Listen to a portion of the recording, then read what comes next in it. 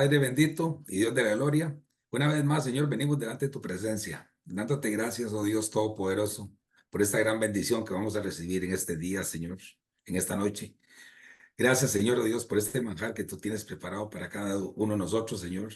Sabemos, Señor, oh Dios, que no solo de pan podemos vivir, sino también de tu palabra. Y por eso estamos aquí, Señor, oh Dios, para alimentarnos espiritualmente, Señor, en esta noche y aprender cada día más.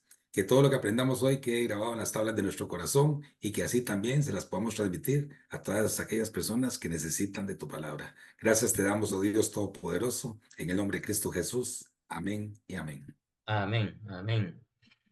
Muy bien, vamos a iniciar dando un panorama de lo que es el libro de Ruth, ¿verdad? No nos vamos a meter de lleno todavía el texto, aunque sí vamos a ir a algunos pasajes que nos dan algunas referencias para afirmar ciertas cosas. Así es que vamos a iniciar. Voy a auxiliarme de una presentación. Solo que me avisan si la están viendo mi pantalla. Está cargando, listo, ya se ve. Sí, ya Ok. se ve, ya se ve. Libro de Ruth, el pariente redentor. Ujú. Esta es una imagen que posiblemente no estoy hablando de que la chica se parece a Ruth, sino una imagen de un trigal y los segadores. Esta era común en aquel entonces y que los, eh, los que iban dejando ellos después de cortarlo, esto había una ley y la vamos a examinar más adelante en el libro del Levítico, que habla sobre que deberían de no recogerlos, sino que dejarlos, y eso era para las pobres, las viudas y los desamparados. Y ese es justamente lo que Ruth pueda hacer. Vamos a examinar de que no solamente Noemí conocía esa ley, sino le había dado a conocer también esa ley a Ruth. O sea, poco a poco ella había sido empapada. Y eso quiere decir que Noemí es una labor de discipulado muy hermosa con su nuera, que es algo de los puntos que vamos, de los principios que vamos a ir aprendiendo.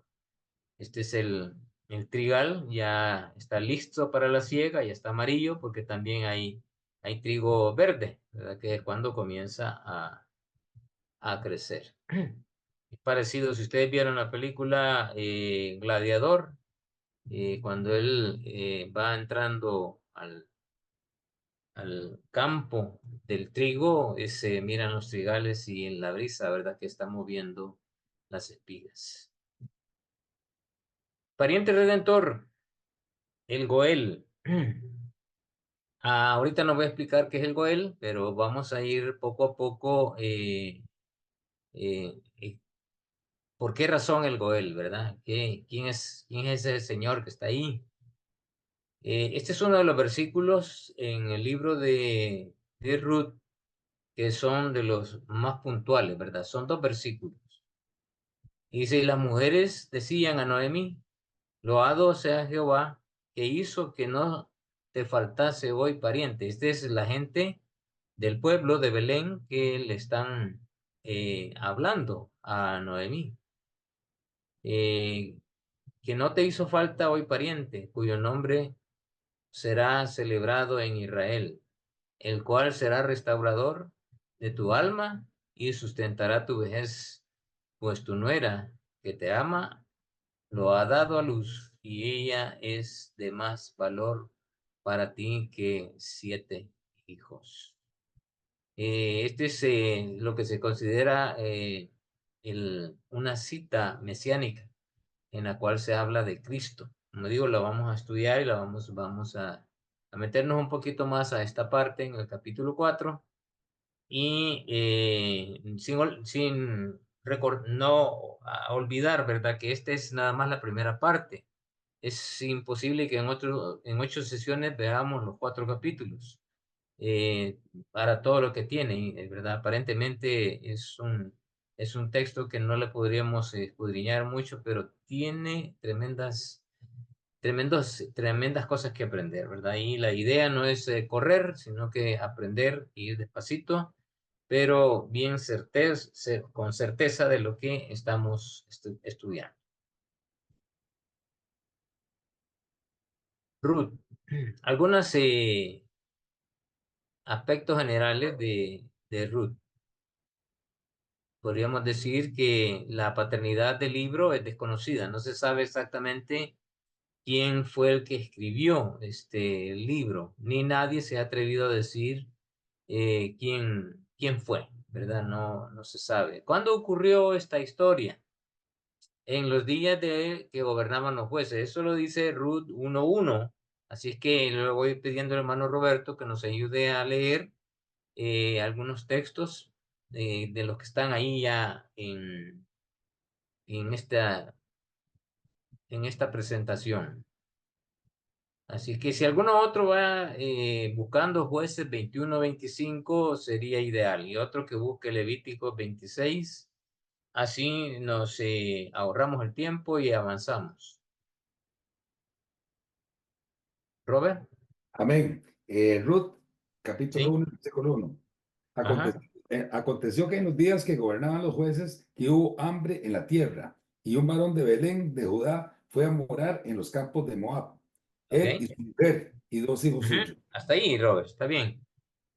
¿Verdad? Entonces tenemos que en la época que gobernaban los jueces, a este periodo de los jueces se le considera el periodo del oscurantismo del pueblo de Israel, porque ellos tenían una forma de ser que se habían olvidado de Dios. Y esa idea nos la deja el libro de Jueces, capítulo 21, verso 25. A ver, Jueces 21-25.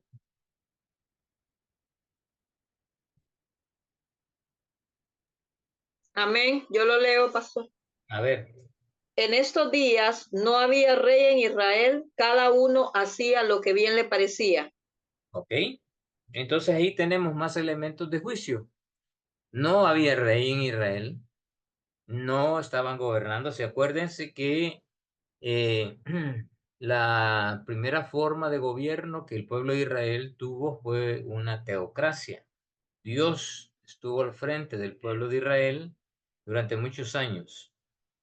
Y el pueblo de Israel en la época de Samuel, como que se hastió, ¿verdad? De ser gobernado por un Dios que no miraban, por un Dios que hablaba a través de otras personas. Y dijeron, ahí en el primer libro de Samuel, dijeron, todos los pueblos tienen su Dios o sus dioses y nosotros no. O sea, estaban las imágenes que se podían ver y ellos querían algo así como los otros pueblos. Vino Samuel, ¿verdad? Esto es parte de lo que dice el libro de Samuel. Ahí se larga un poquito la historia, más o menos se las cuento. Samuel y se enojó, se apesadumbró y se rasgó sus vestidos y le dijo a Dios, mira lo que están haciendo esto. Y Dios le dijo, déjalos, déjalos. Dios sabía que iban a entrar a un tiempo en el cual iban a necesitar de ser gobernados por un rey, pero no puesto por ellos, sino puestos por Dios. Y un rey de acuerdo al corazón de Dios, como el caso de David, porque hubo un rey anteriormente que no fue de acuerdo al corazón de Dios, sino fue eh, Saúl, ¿verdad? Y no hizo la voluntad de Dios y por eso Dios lo destituyó. Así es que la forma de gobernar, de gobierno que ellos tuvieron pasó de ser una teocracia, pasaron a una monarquía, siendo gobernados por muchos reyes. Ustedes ya más o menos conocen la historia de los reyes, que la mayoría de ellos tienen una leyenda, ¿verdad? E hizo lo malo ante los ojos de Dios. Son pocos los reyes que hicieron lo bueno ante los ojos de Dios. Y Dios les recompensó eso porque ministraron bien en su tiempo y respetaron a Dios, honraron a Dios. Y no así la mayoría.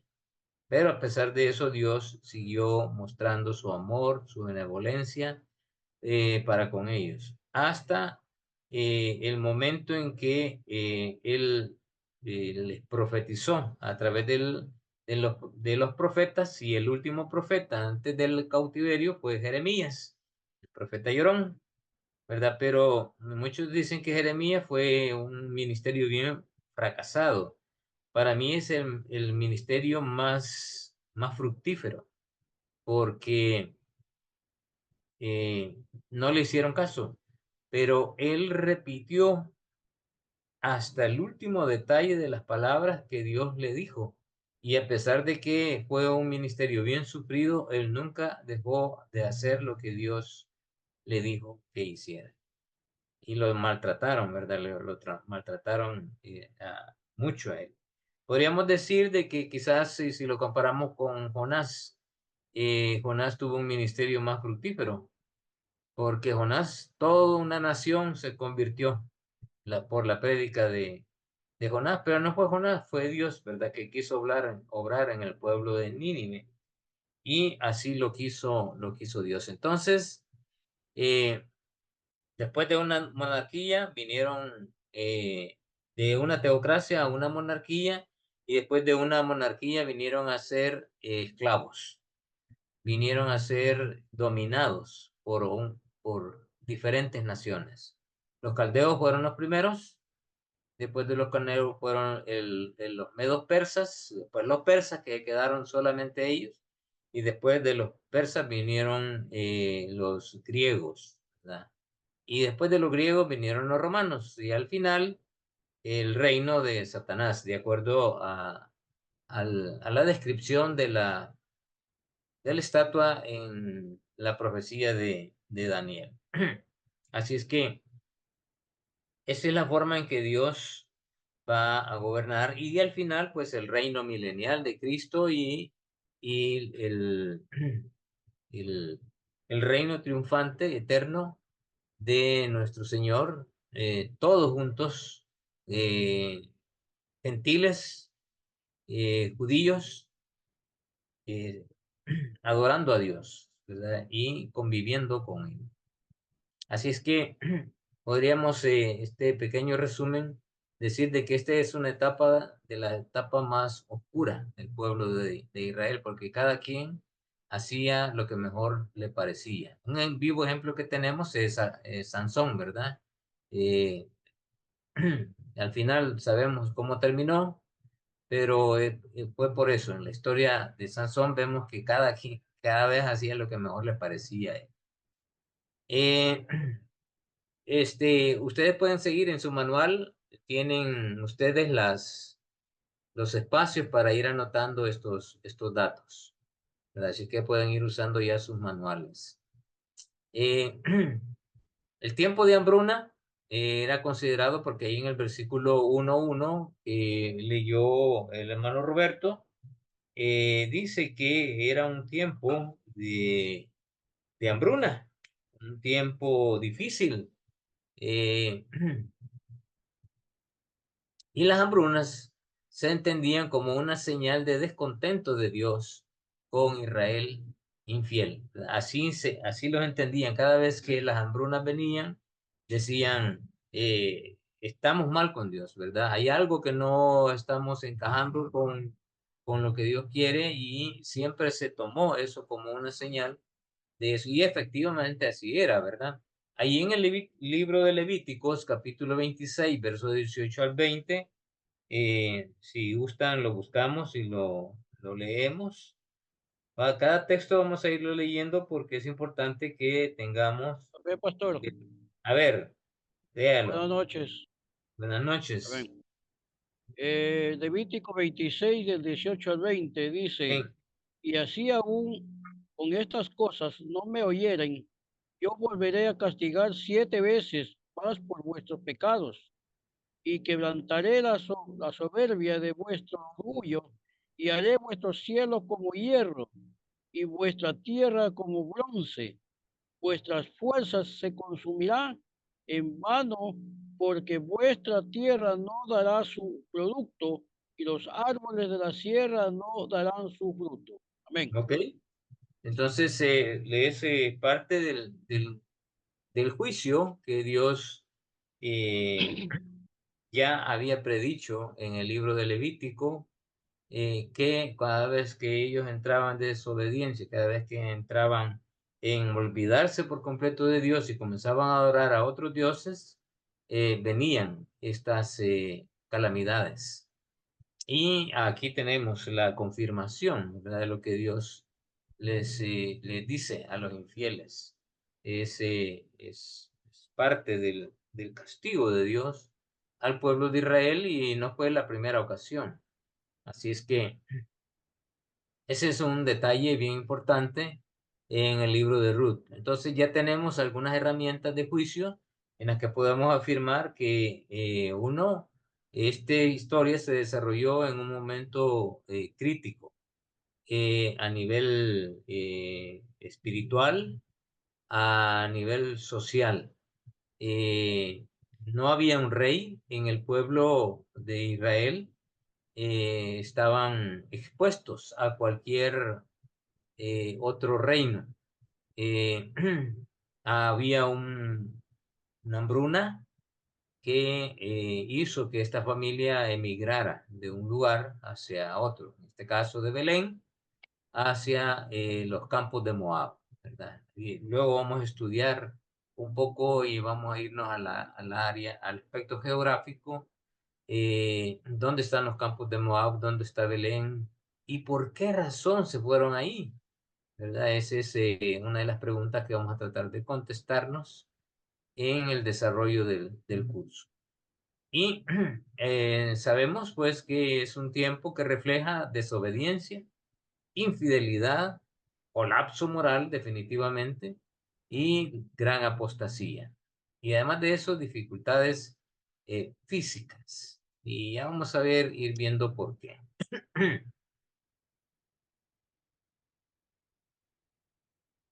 Aconteció en los días que gobernaban los jueces que hubo hambre en la tierra, ¿verdad? Aquí lo confirmamos en Jueces 21-25. En estos días no había rey en Israel, cada uno hacía lo que mejor le parecía. Y aquí estaban, que preferí mejor para intercambiar, ¿verdad? Que algunos de los del grupo interactúen leyendo también los textos. Así es que tenemos ya algunas ideas que nos va dejando algunos textos no solamente del libro, sino que otros libros para entender cuál es la temática y las circunstancias en las que se están dando en esta hermosa historia que estamos estudiando. Salomón engendró,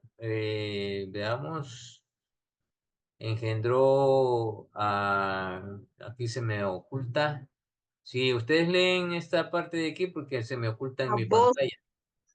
¿A quién? Salmón A engendró Salmón. a vos. Salmón dice ahí, Ajá. engendró a vos. Ajá. Y vos engendró a Obed. A Obed Obed. engendró a Isaí, e Isaí engendró a David. ¿Ok? Como ven, Ruth, al final, el último versículo nos habla de la monarquía, el inicio de la monarquía desde este momento de la historia de Ruth. Y desde luego, todo lo que tenga que ver con David tiene que ver con Cristo.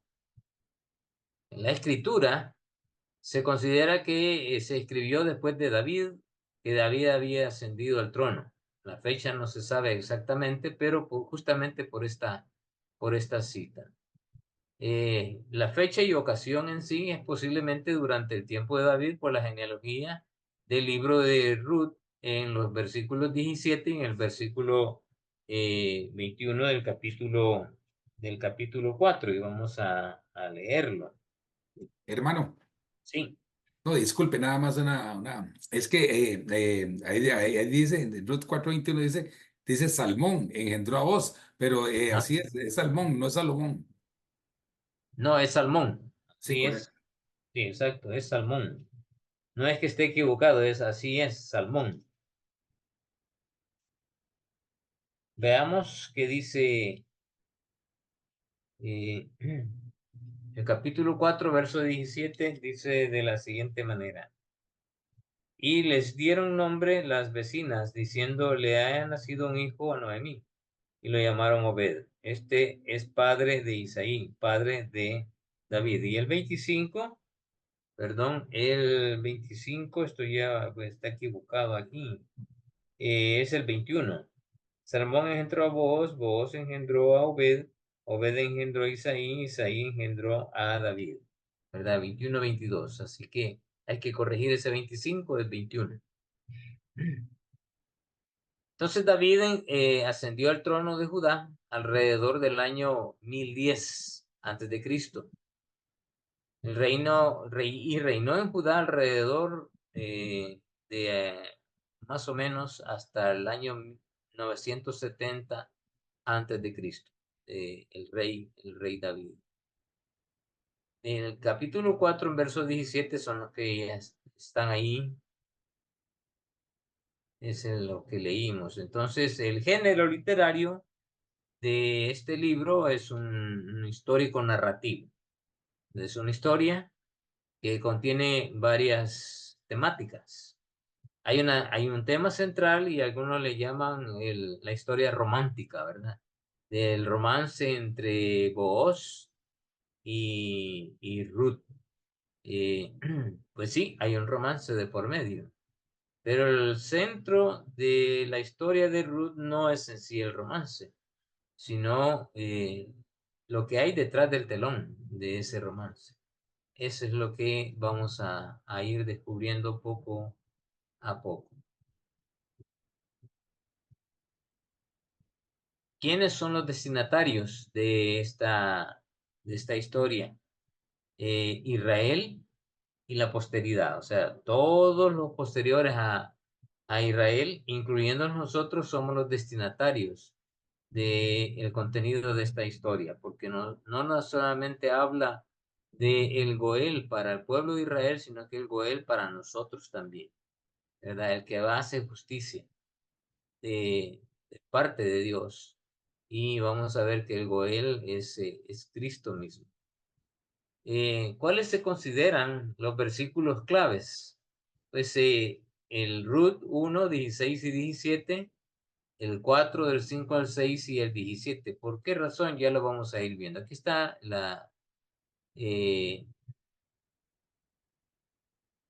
esta primera parte. A ver, ¿quién lee este versículo 1, 16 y 17? Amén. ¿Ah? Respondió Ruth, no me ruegues que te deje y me aparte de ti, porque a donde quiera que tú fueres, iré yo, y donde quiera que vivieres, viviré. Tu pueblo será mi pueblo y tu Dios mi Dios. Donde tú murieres, moriré yo, y allí seré sepultada. Así me haga Jehová, y aún me añada, que solo la muerte hará separación entre nosotros dos. Ujú. Entonces vemos a una mujer que hace alusión a su nombre. Los nombres de los personajes en esta historia son importantísimos. El nombre de Ruth es compañera y efectivamente ella fue así, ¿verdad? Con Noemí, fue su compañera, pero además de compañera, en el hebreo se considera esa palabra como no simplemente una persona que acompaña, ¿verdad? Que está presente, sino que, que cubre sus necesidades, que vela por las personas, que es realmente una compañera, como, digamos, un paje de armas. Un paje de armas es aquel que estaba aún dispuesto a morir por su señor, ¿verdad? Y se hacían amigos, eran compañeros de batalla. Y Ruth se convierte justamente en eso. No digo, son ideas ya que nos van quedando y las vamos a ir estudiando poquito a poco en la medida que vayamos avanzando. Luego los siguientes versículos, ¿quién los lee?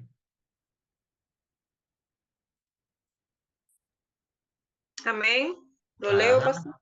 léalo.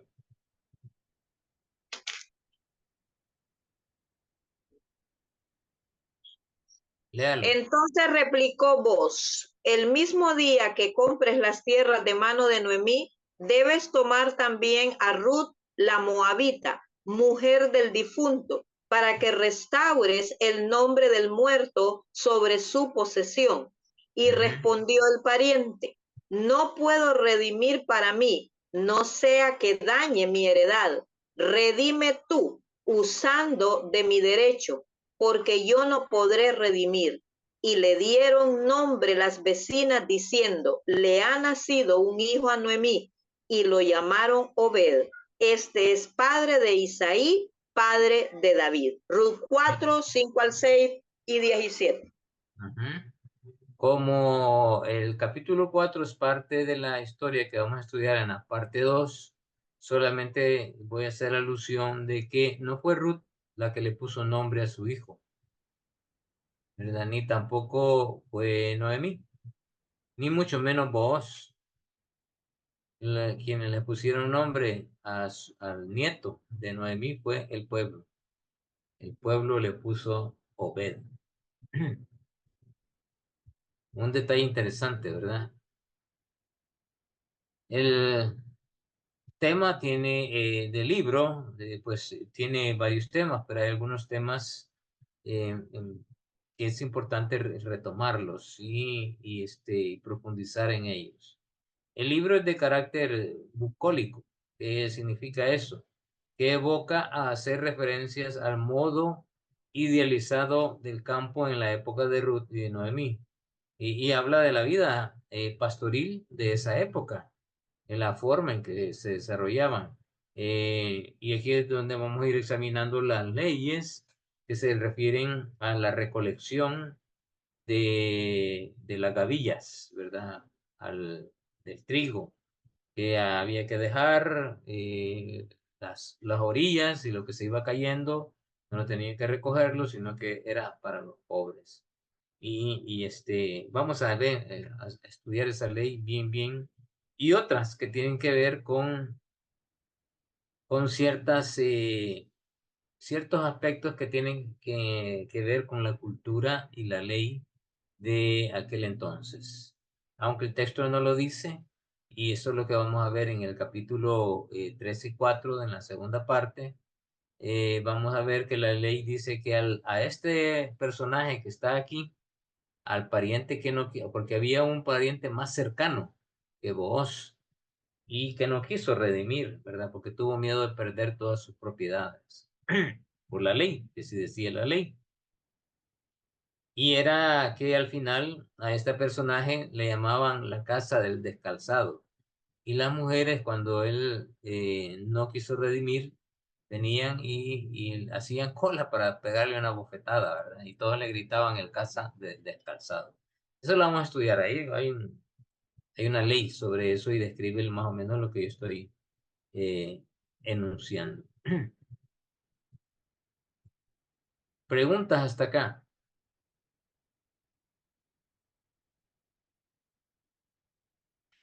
¿Vamos bien, hermanos? Son generalidades del libro, ¿verdad? Pero de alguna manera nos da una idea más clara de lo que vamos a estar estudiando. Y aquí en el chat hay unas...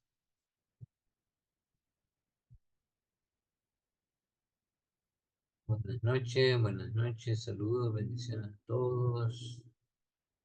Ah, no es anacrino, hermana, no es anatrino, es anacrino con K, anacrino. Muy bien. Sigamos.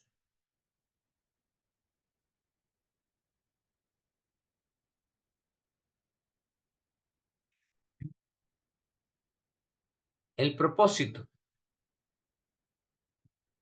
Uno de los propósitos de esta hermosa historia es remontar la historia de David hasta Ruth.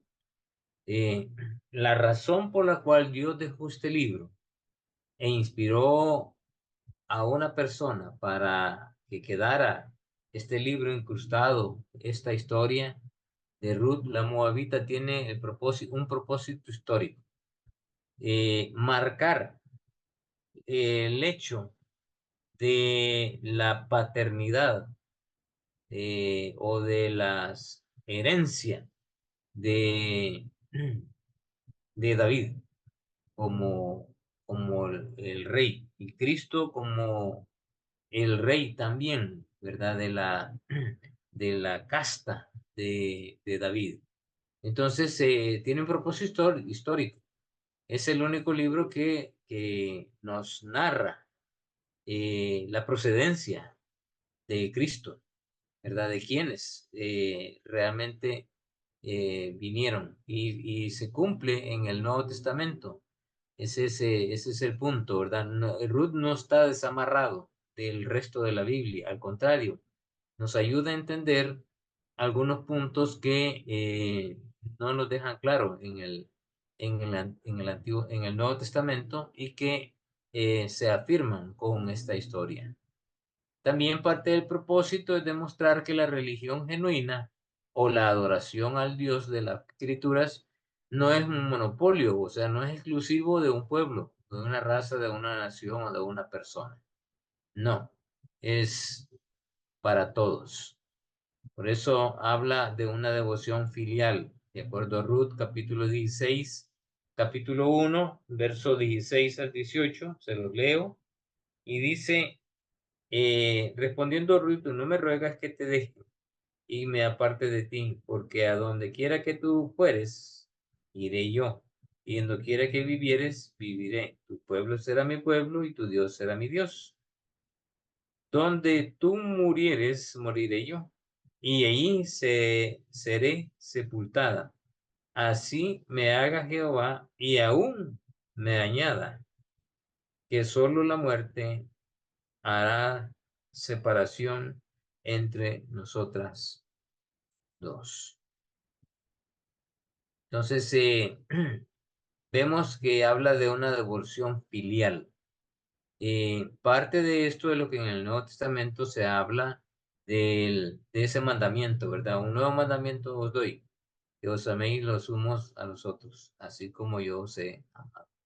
Entonces, de ese mandamiento filial, de amarnos, de, de estar dispuestos hasta lo último, así como Cristo nos amó. También se revela en el libro de Ruth que la bendición divina se derrama sobre quienes sirven a Dios, ¿verdad? Este es bien importante y lo vamos a examinar. Dios muestra su amor, sus bendiciones sobre aquellos que le sirven a Dios. Porque el que no sirve, no sirve, ¿verdad? Pero Dios quiere tener en sus manos vasos útiles, vasos de honra para que le sirvan en pro del reino del Señor. Si has sido poco y has sido fiel en lo poco, Dios te pondrá en lo mucho, ¿verdad? Esa es la idea que nos deja el texto. Bien, buen siervo, fiel y justo, sobre poco has sido fiel, sobre mucho te pondré.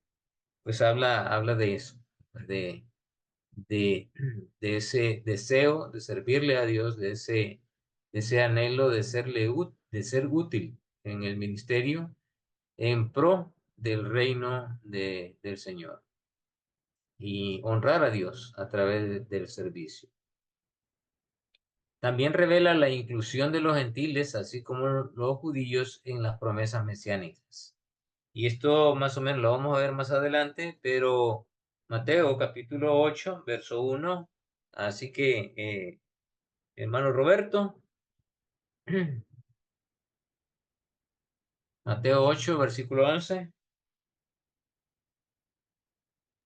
Sí, regálame un minutico, hermano. ¿Ok?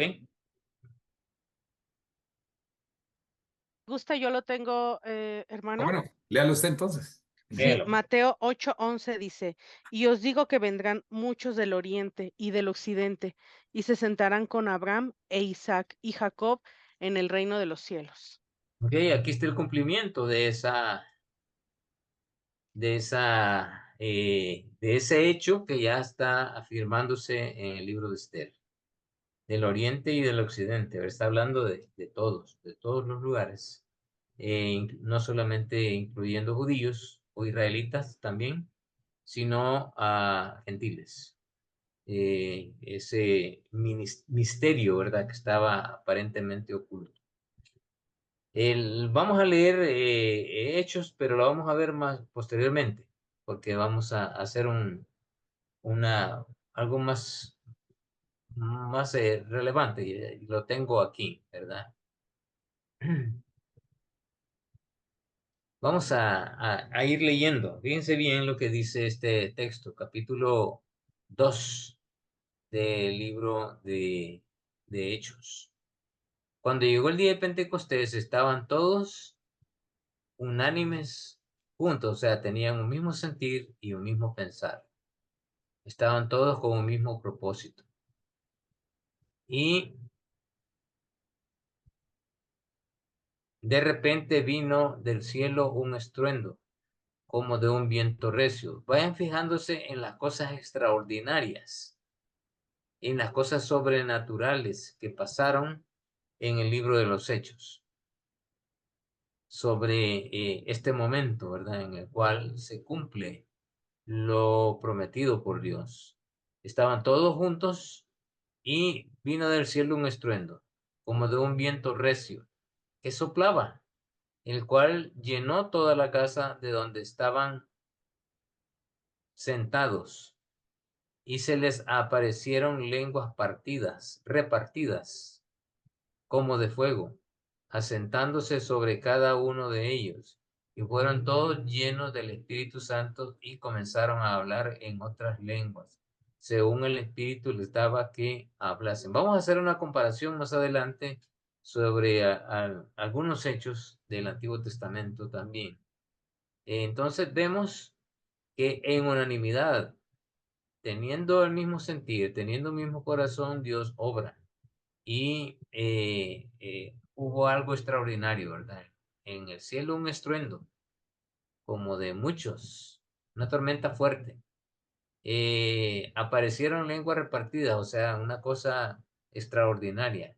Y fueron todos llenos del Espíritu Santo, y como consecuencia de eso hablaban en otras lenguas. O sea, sucedieron cosas que normalmente no veían, nunca jamás habían visto eso, y Dios lo permitió. Los siguientes versículos dice: moraban entonces en Jerusalén judíos, varones piadosos de todas las naciones bajo el cielo. No solamente judíos, ¿verdad?, sino que habían de todas las naciones bajo el cielo, representadas ahí en Jerusalén. Y hecho este estruendo, o sea, lo que sucedió del versículo 1 al versículo 4, se juntaron la multitud y estaban confusos. Vean la reacción de las personas en esta circunstancia, en ese hecho. Estaban confusos, no sabían qué pasaban, porque cada uno les oía hablar en su propia lengua, o sea, habrían distintas lenguas, pero de otras lenguas hablaban una lengua que era la lengua de ellos. Y ciertamente, según los estudiosos, ¿verdad?, los comentarios de algunos, hablan de que el hablar en lenguas, las lenguas que se habló en el libro de los Hechos, era una lengua espiritual que todos entendían, una misma lengua. No era que hablaba cada quien en diferentes lenguas, sino que una lengua que todos entendían en su propio idioma, ¿verdad? En su propio idioma. Eso es lo sobrenatural de hablar en lenguas. Por eso que Pablo ahí en Corintios le tuvo que ordenar el uso de ese don de hablar en lenguas, porque había un desorden. Se estaba aplicando no el verdadero sentir de hablar en lengua, sino que una glosolalía, que es el hablar sin sentido, ¿verdad? Decir cosas sin sentido. Tiene que haber un traductor, Tiene que haber un orden. Y si alguien no tiene un traductor, pues que vaya allá en su casita, en su cuarto, y allí hablen lenguas con el Señor. Porque el propósito de los dones, incluyendo de lengua, es único y exclusivo para ministrarlo dentro de la iglesia. Eso va a ser otro tema que lo estudiemos en un momento, ¿verdad? Los dones espirituales. Entonces estaban atónitos y maravillados, diciendo, mirad, ¿no son galileos todos estos que hablan? ¿Cómo pues les oímos nosotros hablar cada uno en nuestra lengua en la que hemos nacido?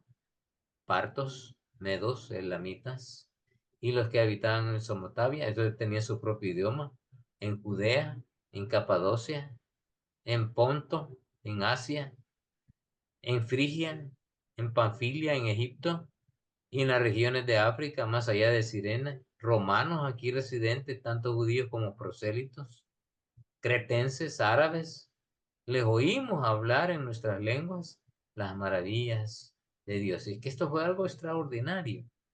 Y parte de eso es lo que estamos viendo el anuncio en el libro de, de Ruth. Y estaban todos atónitos y perplejos, diciendo unos a otros, ¿qué quiere decir esto? Mas otros, burlándose, decían, están llenos de mosto. Entonces el libro de Ruth, no solamente vuelvo a esta parte, revela la inclusión de los gentiles, así como los judíos en la promesa mesiánica de Mateo 8:11, el cual se cumple ahí. En esta promesa se cumple en Hechos capítulo 2 del 1 al 13. El hecho de que Ruth no era judía dice mucho.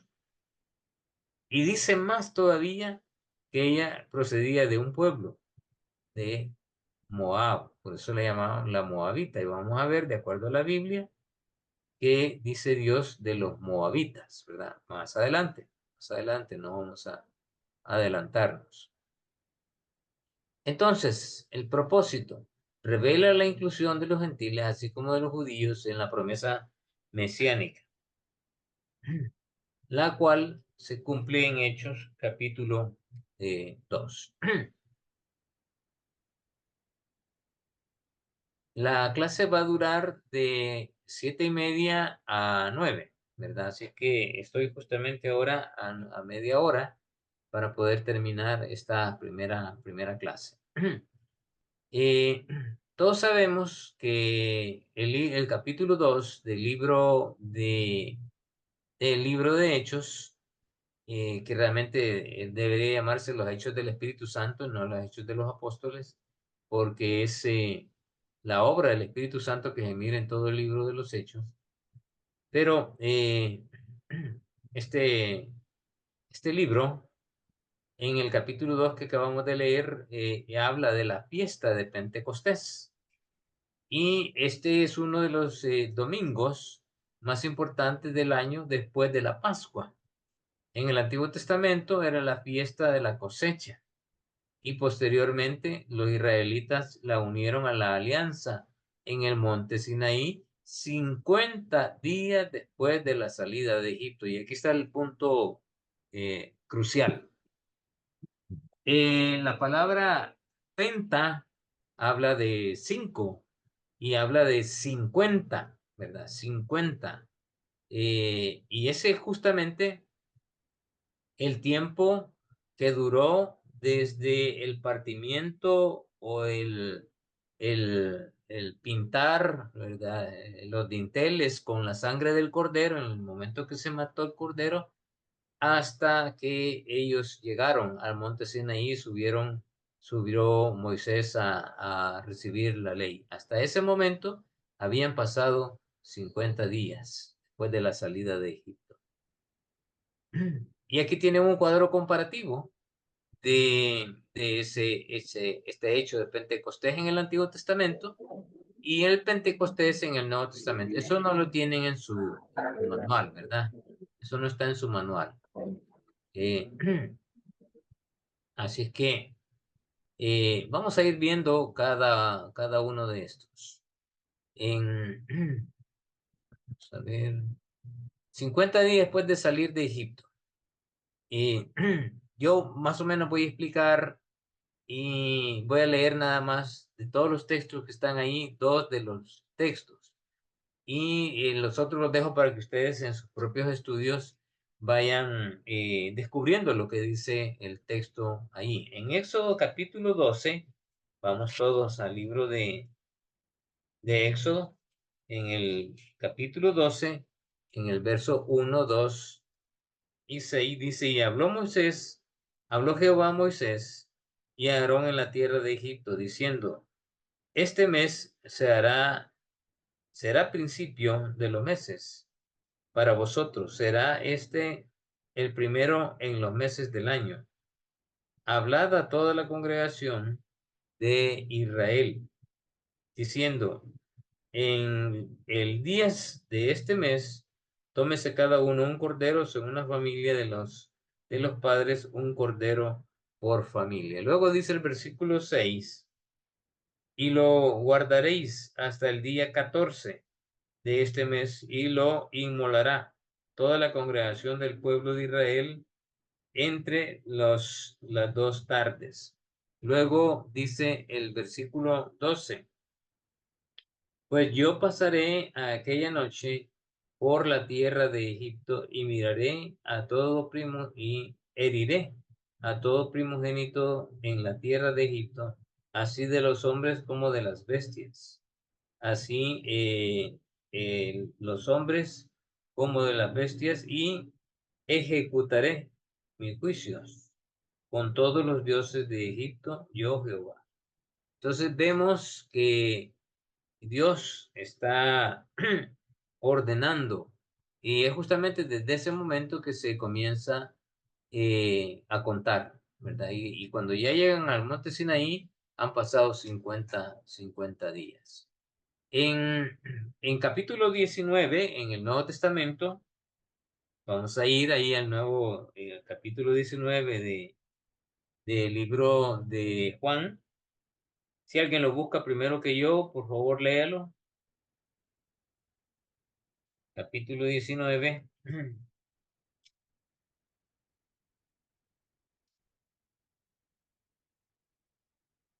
Dice el verso 14. Era la preparación de la Pascua, y como la hora sexta, entonces dijo a los judíos, he aquí vuestro rey. Ahí se confirma. Voy a leer desde el versículo 12. Desde entonces procuraba Pilato soltarle, pero los judíos daban voces diciéndole, si este se suelta, no eres amigo de César. Perdón, entonces el versículo 13, entonces Pilato oyéndole, bueno, realmente el contexto nos habla que nos dice el versículo 14, versículo capítulo 19, que se me hizo el verso 14, era la preparación de la Pascua, o sea, el inicio. En el capítulo Hechos, capítulo 1, en el verso 3, ya había pasado la Pascua y celebraba después el día de Pentecostés. Y eso es lo que nos afirma el capítulo 1 del libro de Hechos.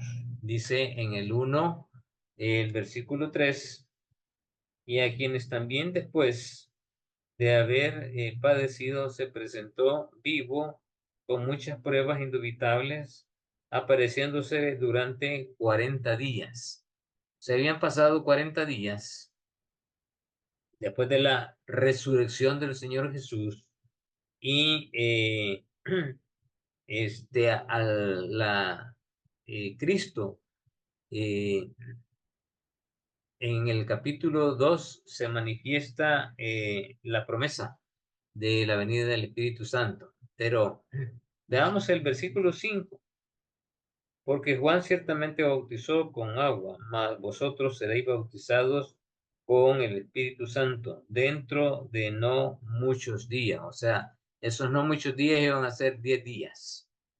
el capítulo 2, el verso 1, dice,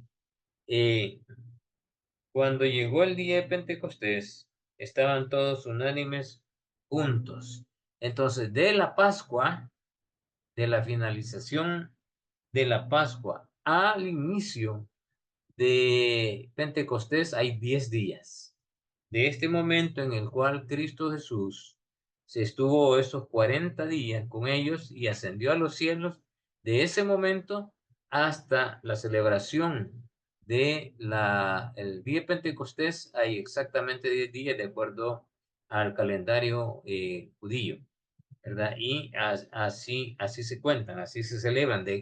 Después de 10 días de finalizada la Pascua, se celebra el día de Pentecostés. O le llaman también la cosecha, ¿verdad? De la cosecha. Entonces, también vemos ahí cumplido el Pentecostés en el Nuevo Testamento, el cumplimiento de esa profecía. Así como en el libro de Esther, está en el momento de la siega. O sea, no es una coincidencia que en el momento de la siega se esté desarrollando esta historia. Dios no hace las cosas por casualidad. Dios nos ha dejado esta historia para que entendamos las cosas que Él iba a confirmar en el Nuevo Testamento a través de su Hijo. Y el día de Pentecostés es parte de la confirmación de lo que no solamente es parte del propósito del libro de Ruth, sino también de la inclusión de los gentiles en esa promesa que se cumple en el libro de los Hechos. Y así como hubieron 50 días después del sacrificio del Cordero en Egipto hasta llegar al monte Sinaí, aquí, después de la resurrección de nuestro Señor Jesús, hay 50 días hasta la fiesta de Pentecostés. Entonces, de nuevo, el nombre tiene que ver con los 50 días, ¿verdad? Pentecostés. Se celebra el inicio de una nación también, el día de Pentecostés, de acuerdo a Éxodo, capítulo 19, verso 5. ¿Alguien lo tiene? Amén. Ajá. Ahora pues, si diereis oído a mi voz y guardareis mi pacto, vosotros seréis mi especial tesoro sobre todos los pueblos, porque mía es toda la tierra. Ok. Entonces Dios da inicio allí a una nación, su pueblo, el pueblo de Dios. Pero en el Nuevo Testamento, de acuerdo al capítulo 2, versículo 41 al 47, se da inicio a un pueblo. ¿Qué dice? Amén. Ajá. 41 al 42. Al Del 47. 41 al 47. Dice, así que los que recibieron su palabra fueron bautizados y añadieron aquel día como 3,000 personas y perseveraban en la doctrina de los apóstoles, en la comunión unos con otros, con el partimiento del pan y en las oraciones. Y sobrevino temor a toda persona, y muchas maravillas y señales eran hechas por los apóstoles. Todos los que habían creído estaban juntos y tenían en común todas las cosas, y vendían sus propiedades y sus bienes y los repartían a todos según la necesidad de cada uno. Y perseverando unánimes cada día en el templo y partiendo el pan en las casas, comían juntos con alegría y sencillez de corazón, alabando a Dios y teniendo favor con todo el pueblo. Y el Señor añadía cada día a la iglesia los que habían de ser salvos. Amén. Entonces Dios da inicio a la iglesia en esa fecha. Así como dio inicio en Éxodo, en los 50 días, así da inicio, después de cumplidos los 50 días, en un pueblo, ¿verdad? El pueblo de Dios, ya no solamente judíos, sino que agregados aquí los gentiles, la iglesia. También se inició de una manera poderosa.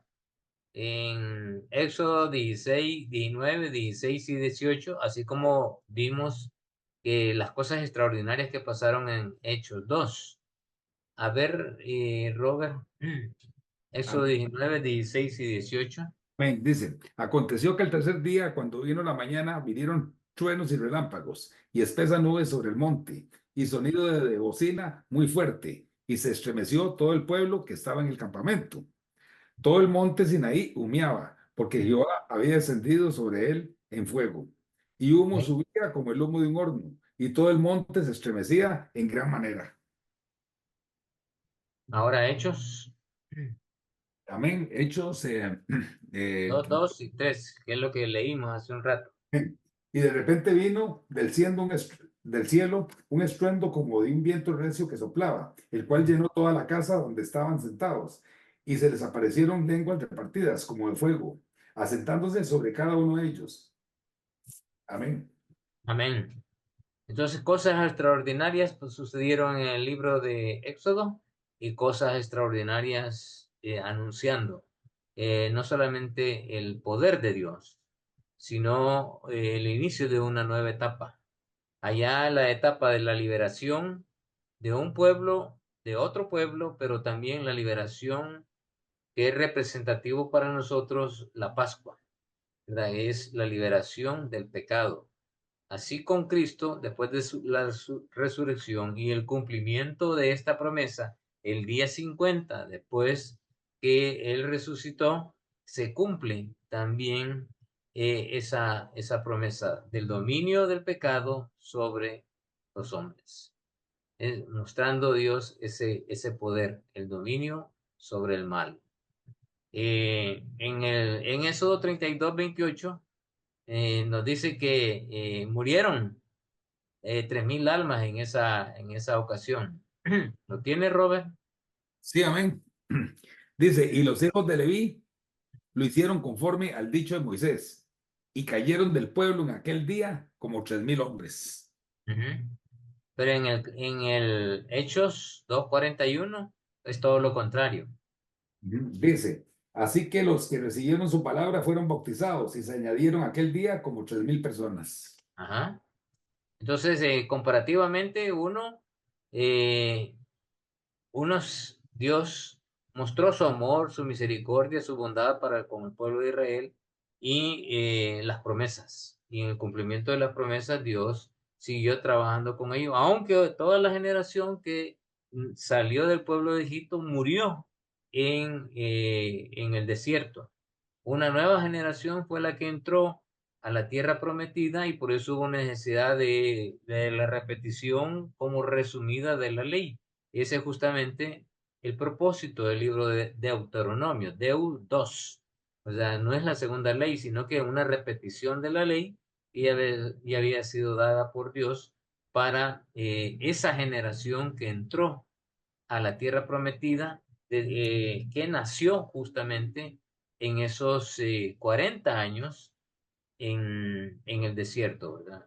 De niños que posiblemente salieron de Egipto y que cumplieron 40, 30, 25 años en el desierto, y otros que nacieron ahí que fueron jóvenes o fueron niños o que ya eran adultos en esos 40 años. Hay toda una generación que se desarrolló en eso. Acuérdense que no tenían televisión, no tenían cable, no había nada, ¿verdad? No había otro distractor. Y en el desierto, pues se proliferó el pueblo de Israel. Se dice que salieron alrededor de 500,000. Cuando iban entrando a la tierra prometida, eran, de acuerdo a los estudiosos y a los matemáticos, eran alrededor de 3 millones de personas. Lógico que se reprodujeron en el desierto. Ahora, ahí podemos hacer un comparativo también con la ciudad de Belén. Dios preparó un cuerpo para su hijo, de acuerdo a Hebreos capítulo 10, verso 5. ¿Lo tienes? Sí, amén. Dice, por lo cual, entrando en el mundo, dice, sacrificio y ofrenda no quise. Hebreos Sí, 10:5. Hebreos 10:5. Ajá. Dios preparó un cuerpo. Más me preparaste cuerpo, le faltó ahí, hermano Roberto. Ajá. Ok. Aquí dice, Hebreos 10:5, por lo cual entrando en el mundo dice, sacrificio y ofrenda no quisiste, mas me preparaste cuerpo. Sí, gracias. Ajá, más me preparaste cuerpo, o sea, el cuerpo que Dios le dio, que es el que vieron los hombres, ese es el cuerpo de Cristo, el cuerpo de Cristo.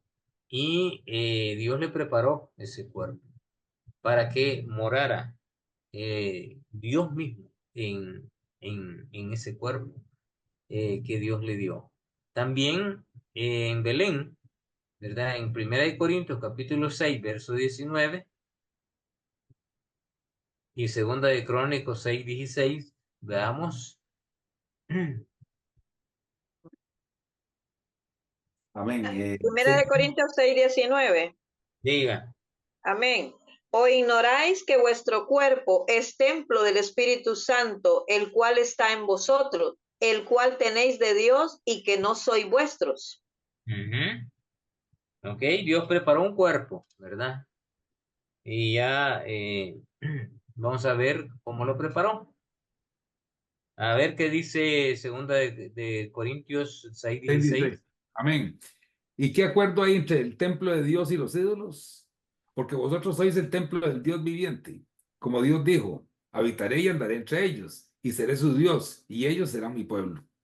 Ok, entonces Dios, a través de la conversión, como sucedió en el libro de Hechos, en el capítulo 2, el inicio de la iglesia, en el día de Pentecostés, Dios puso al Espíritu Santo en todos aquellos que estaban en el aposento alto, todos los discípulos, los 12, no sé si ya se había, creo que todavía no se había escogido, como no, en el capítulo 1 se escoge, creo, al sustituto. Bueno, los discípulos estaban los 70, los 120 y otros más que estaban ahí, ¿verdad? Pero esos eran los que siempre habían andado con el Señor Jesús. Y los 3,000 y todos aquellos que fueron transformadas sus vidas, fueron santificados, fueron justificados por el Señor, y de esa manera esos cuerpos puso algo puro y santo en ese cuerpo, que es morando el Espíritu Santo, así en nosotros, ¿verdad? Cuando nosotros entregamos nuestra vida al Señor, cuando nosotros entregamos todo nuestro ser y le pedimos perdón por nuestros pecados, Dios nos perdonó porque es fiel y justo para perdonarnos y limpiarnos de toda maldad. Entonces, una vez limpio el cuerpo, vino Dios y lo puso. Así como Cristo, también nosotros. Por eso, Pablo dijo que yo voy creciendo de gloria en gloria, porque allá en el libro y generalmente siempre acudo a este texto porque me ayuda a ilustrar lo que Dios ya ha hecho en nuestras vidas. En 2 de Pedro, capítulo 1, verso 3, dice, porque todas las cosas que pertenecen a la vida y a la piedad nos han sido dadas por su divino poder. Hagámonos la pregunta, ¿qué son las cosas que Dios nos ha dado que son de la vida y las cosas que son de la piedad?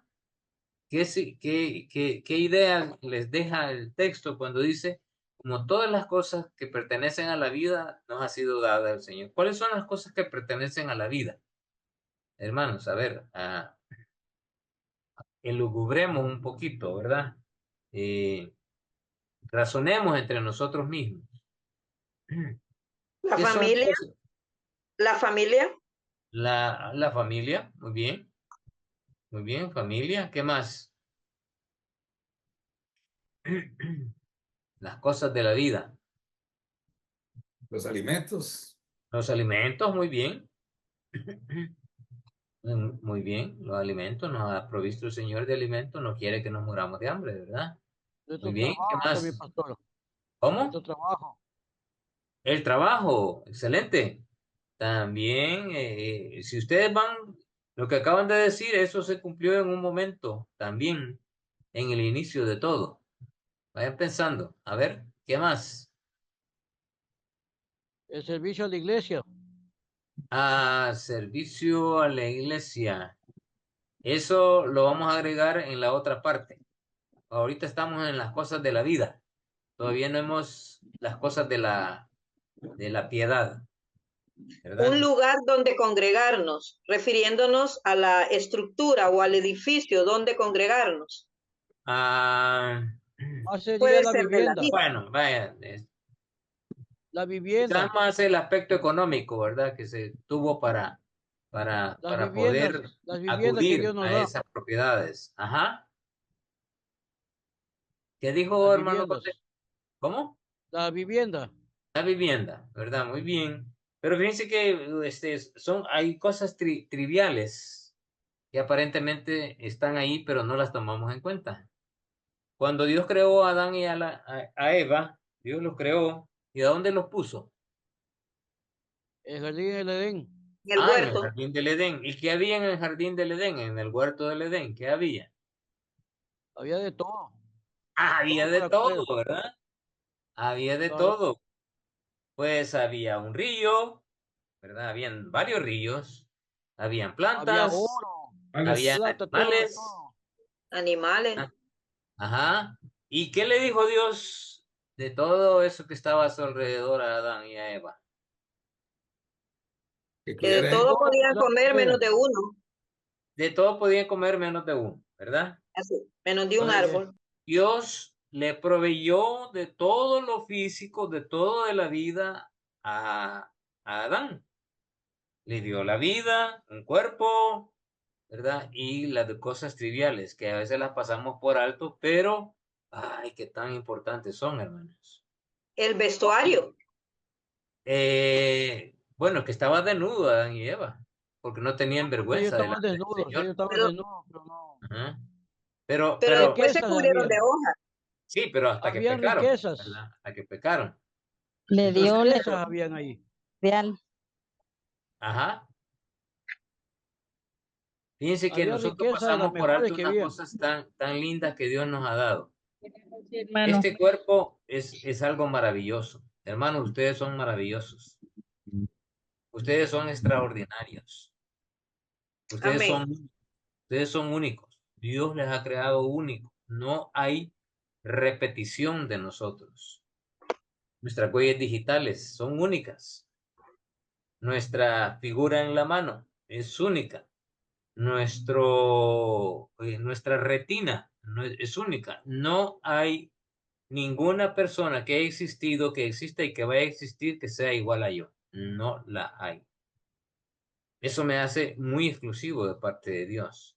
Pero además de eso, este órgano tan lindo y tan maravilloso que es la vista. ¿Cuántos de nosotros diariamente le damos gracias a Dios porque puedo ver? Hay millones de personas que nunca han visto los colores en su vida, nunca han visto el rostro de una persona que aman. Solo se lo imaginan. El habla. Hay muchos que nacieron sin hablar, sin poder hablar. Y porque no desarrollaron el habla, tampoco desarrollaron el oído, ¿verdad? Y se vuelven sordomudos. ¿Cuántas veces damos nosotros gracias por esas cosas de la vida que Dios nos ha dado? El habla, el oír, el pensar, el razonar, ¿verdad? El darnos a nosotros ese privilegio de saber diferenciar entre lo bueno y lo malo. El razonar, ya no soy un animal, soy un ser humano que Dios me ha hecho así como parte de la vida que Él me ha dado. los 5 El tener sentidos. dos piernas, hermano, hay personas que son parapléjicas, que no pueden, y así nacieron, y no pueden caminar, están claustrados en una silla, en una cama, y nosotros tenemos libertad para salir con estas dos hermosas piernas que Dios nos ha dado, cascorvas en algunos, nosotros decimos cascorvas ahí, en los que tienen arqueado, ¿verdad? Sus piernas. Pero, miren, yo podría seguir describiendo cosas de este cuerpo tan hermosas que Dios nos ha dado, que que son tan triviales que no las tomamos en cuenta. Demos gracias al Señor por la maravilla que Él ha hecho en nosotros estos cuerpos.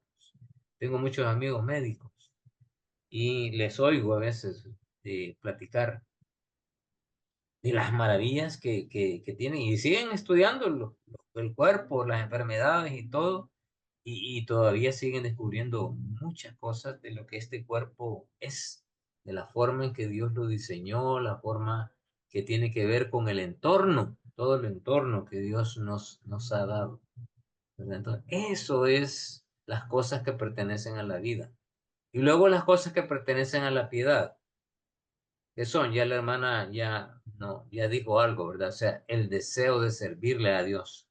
Eso no es normal en cualquier persona. Los no creyentes no tienen deseo de servirle a Dios. El creyente sí tiene deseo de servirle a Dios como un sentido de agradecimiento al Señor. El Espíritu de Dios que ahora muere en nosotros es parte de las cosas que pertenecen a la piedad. ¿Qué más podríamos agregar nosotros de esa área espiritual que ya Dios nos ha dado? El temor a Dios. El temor a Dios, muy bien. ¿Qué más? El amor a los demás. El amor a los demás, miren, no es fácil amar. Y así como Dios, el amor no es un sentimiento, es una decisión. Dios decidió amarnos. Dios decidió perdonarnos a través de la figura de su Hijo. Fue una decisión de Dios. Y eso no lo ha cambiado nadie, ni lo va a cambiar, porque es una promesa de Dios. Dios cumple sus promesas. Entonces, es una decisión. Yo decido amar, no importa lo que haga la otra persona. Yo decido amar. Ese es el principio bíblico del amor de Dios. ¿Qué más? De las Los La cosas. valores. adoración que le La, damos a Dios será una cosa de la amén. piedad. ¿Y cuáles serían algunas maneras de adorar a Dios, hermana? Hay El distintas amor al maneras de prójimo. adorar a Con Dios. nuestras manos El amor levantadas, del puede ser prójimo. de rodillas, Obedeciendo su postradas. palabra. No estoy hablando de posiciones, Ajá. porque El estoy amor al hablando de prójimo, pastor. aspectos espirituales. Por El ejemplo, amor yo al puedo, prójimo. ¿cómo? El amor al prójimo. Ajá, Ahí ¿de qué estamos dando manera puedo expresarle, adoración. de qué maneras puedo expresarle el amor al prójimo? Como sea, ayudándolos. ¿Y de qué manera los puedo ayudar? Dándole, supongamos, a alguien que que necesita algo, pues ayudarlo económicamente, dándole la palabra de Dios, Dándole la, alimento, y ¿verdad? palabra de Dios. Aquí tenemos varios ministerios de ayuda a los indigentes. Se llama el ministerio Café y Chocolate. En la noche salen varios vehículos a buscar a los lugares donde generalmente esta gente duerme y le llevan una cena, ¿verdad? Frijolitos, pan, café y chocolate. Y así se llama el ministerio, Yo, un montón de jóvenes que andan ahí. yo tengo un ministerio de oración y adoración a Dios. Amén, ¿verdad? Amén. Entonces, a eso se refiere esa parte de que Dios nos ha dado todas las cosas que pertenecen a la vida y a la piedad. No nos hace falta nada, hermano. Y luego sigue diciendo, dadas por su divino poder, mediante el conocimiento de aquel que nos llamó por su gloria y excelencia. El conocimiento, ¿quién sería aquí que nos llamó por su gloria y excelencia?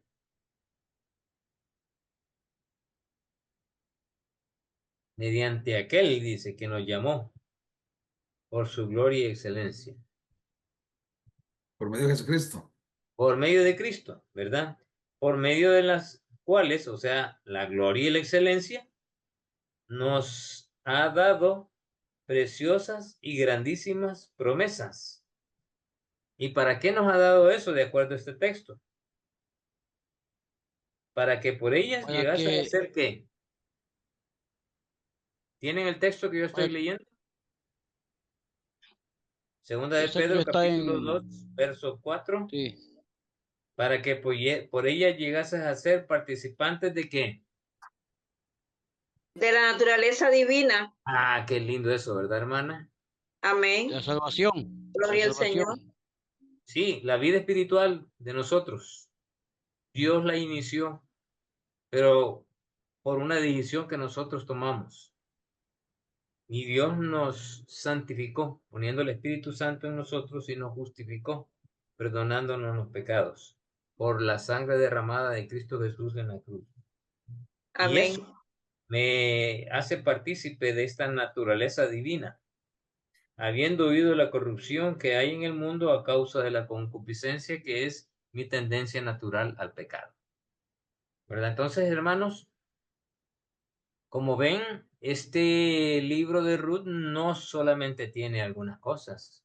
Cuando yo me pongo a investigar y veo estos detalles tan hermosos, logro ver de que hay cosas más que debo de considerar. Así como se puede comparar con la ciudad de Belén, también se compara con la Torre de Babel. Los pecadores actuaban por su propia gloria, pero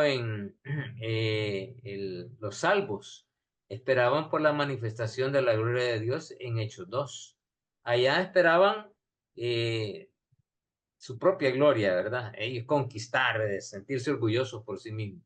Pero allá en el Nuevo Testamento, ellos esperaban la gloria de Dios por la promesa. Allá en el Antiguo Testamento, Dios confundió las lenguas. En el Nuevo Testamento, en Hechos 2, dice que Dios clarificó las lenguas. En vez de confundirlas, todos se entendían. Allá en Génesis, Dios esparció a los hombres de acuerdo a Efesios 1:10. A ver quién lo tiene. Efesios capítulo 1, verso 10. Y vamos a ir terminando uno. Y aquí lo tengo. Dice, de reunir todas las cosas en Cristo, en la dispersión del cumplimiento de los tiempos, así los que están en los cielos como los que están en la tierra. Allá dividió, allá esparció, allá confundió, pero aquí todos unánimes, ¿verdad? Dios reúne a los hombres en la iglesia. Y de acuerdo a Hechos 2:16, los llenos de vino no es que estaban bolos, sino que estaban llenos del Espíritu Santo, como dice el capítulo 5 de Efesios en el verso 18. Y dice, y no os embriaguéis con vino, en el cual hay disolución, antes bien sed llenos del Espíritu Santo. Entonces, vemos, Pastor, una pregunta.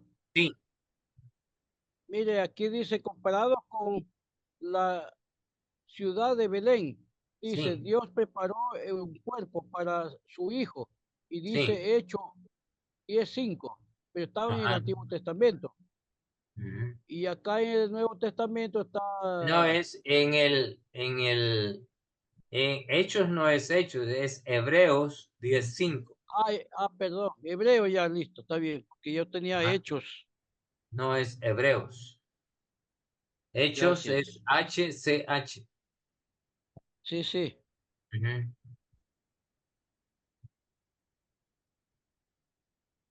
he corregido.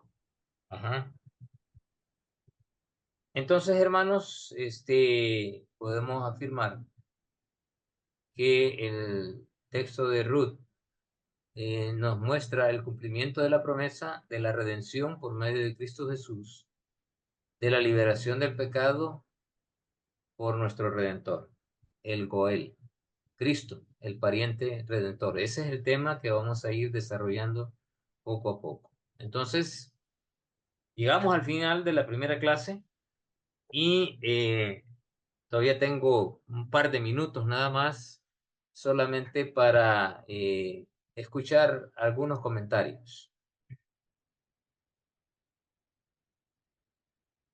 Siéntanse con la libertad de abrir su micrófono y si tienen algún comentario, pues lo pueden hacer. Yo el único tengo que terminó la película, ahí dice en. Ajá, en la clase de hoy, ¿verdad? Hermano hermano que estaba hablando ahora con un hermano que entraba ahí, Daniel creo que fue, y, Ajá, no, no, que qué bonito esta historia de Noemi y Ruth, porque ajá, en general siempre, o sea, las suegras, usted sabe que siempre las ponen, pues, ajá. le sacan memes, le sacan eso, le sacan todo, ¿verdad? Y en cambio, para Noemi, o sea, para Ruth, Noemi era algo muy especial, ¿verdad? Y Sí. es un buen ejemplo, ¿verdad? Que hay Ujú. suegros que valen la pena, ¿verdad? Sí. Amén, amén. Sí, es parte de lo que vamos a ir estudiando, ¿verdad? Pero ahorita hemos comenzado a escarbar lo que tiene detrás el texto, que no lo dice, pero es parte de la verdad que Dios tiene a través de este libro. Sí, porque, pastor, primeramente nosotros aquí siempre estudiamos, ¿no? Estudiamos desde como una historia, digamos, de la generación de Cristo Jesús, Ujú. pero no veíamos con todos los versículos que estamos viendo ahora. Ahora Ajá. estamos profundizando pues todo y para mí pues está eh, lindísimo. Me Ujú. encanta a mí, a mí siempre me gusta estudiar también, pues, ¿no? Qué Entonces, bueno, me alegro. está bueno. Sí. Ujú. Bien, ¿alguien más de los 24, 23 que son parte de la clase?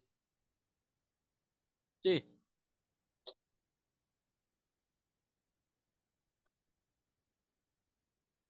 ya, mijita, gracias. Ya.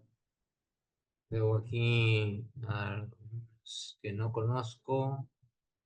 Selma, Edení, Nedina, Mileya, Anita, Eduardo, Adriana, Romy, Marcos. Bueno, hermanos, si sin, creen que ya no hay más cosas que comentar, pues sí, solo espero que yo les voy a compartir esta presentación para que ustedes vayan haciendo su propio estudio, ¿verdad? Su propio estudio. El Y cuadro, pastor, fuera bueno, sí, lo envía también. ujú. A Ahí va a pesar ir que en la presentación. yo ya lo copié, pero Ujú, va a valer el original. ujú. De acuerdo. Bueno, hermanitos, terminamos, arrancamos de esta manera el curso. Eh, vamos a seguir de esta manera, ¿verdad?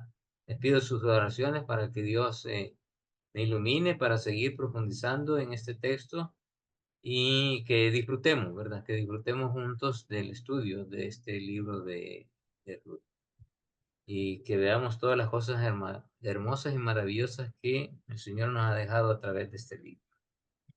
Así es que vamos a orar. Vi por ahí a la hermana Rosy, la doctora. No sé si No, ya ya no está, hermano. ya no está. Ah, bueno. No, Si gustan, nos diriges en oración, por favor. hermano. Ujú. Bendito Padre, te damos gracias por este tiempo hermoso y maravilloso que tú nos has dado. Gracias, Dios, por la vida de nuestro pastor que nos tiene tantas enseñanzas. Gracias por usarlo como este hermoso instrumento, Padre, que para mostrarnos esta vida de Ruth. Te damos gracias, Dios, por este comienzo, por cada uno de mis hermanos que se han conectado en esta noche.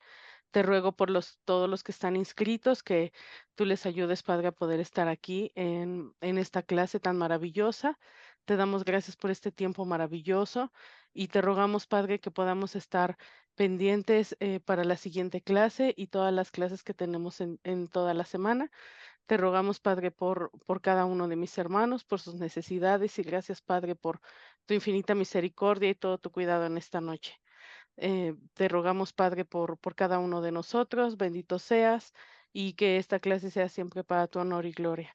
En el nombre de Cristo Jesús, amén.